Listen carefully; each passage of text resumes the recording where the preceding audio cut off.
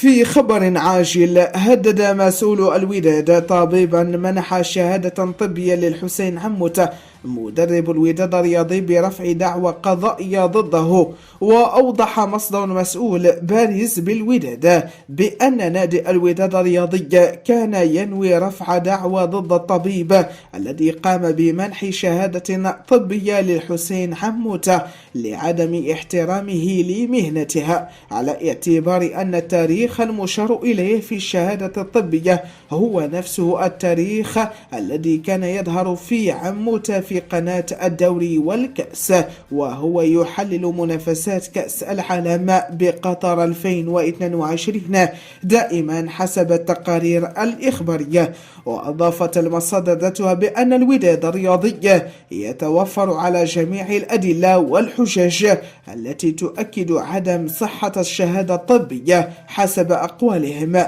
وبأن المدرب السابق للوداد الحسين عموتة كان يتمتع بصحة جيدة جدا وغاب عن الفريق بسبب انشغالاته بقطر وليس بسبب ظروف صحية معينة.